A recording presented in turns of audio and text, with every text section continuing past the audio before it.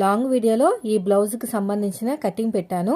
అయితే కస్టమర్ ఏం చెప్పారంటే శారీలో వచ్చిన పీస్ తోటి ఇలా పఫ్ పెట్టండి అక్క, కొద్దిగా బార్డర్ వచ్చింది కదా, దానికి లైనింగ్ వేయండి, పఫ్కి మాత్రం లైనింగ్ అవసరం లేదు, వెనకాల కొంచెం కట్ వర్క్ ఇచ్చి పైపింగ్ వేయమని చెప్పారండి. సో ఇంతకీ నాకు ఇది వస్తుందా రాదా అని డౌట్ అనమాట. సో దానికి సంబంధించిన వీడియో అనేది కింద లింక్ ఇస్తాను చూడండి. నేను ఫస్ట్ అయితే పేపర్ కటింగ్ చేసి చూసుకున్నాను కరెక్ట్గా వచ్చిందా లేదని. కరెక్ట్గా వచ్చిందండి. సో అలాగే చేసుకుంటే మనకి ఎంత పెద్ద బ్లౌజ్ అయినా, ఎంత చిన్న బ్లౌజ్ పీస్ అయినా కూడా, మనకి ఎంత డిజైన్ బ్లౌజ్ కావాలన్నా కూడా మనకి తెలిసిపోతుంది కుదురుతుందా లేదని. డైరెక్ట్గా మీరు ఫ్యాబ్రిక్ మీద కట్ చేశారనుకోండి, ఏమవుతుందంటే పాడైపోతుంది అనమాట కుదరకపోతే. సో కాబట్టి మీరు ఏం చేయాలంటే ఫస్ట్ పేపర్ మీద కట్ చేసుకోండి హ్యాండ్స్ అవన్నీ కూడా.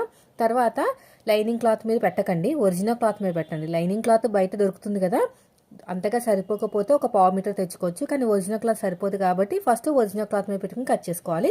కింద వీడియో లింక్ ఇస్తాను.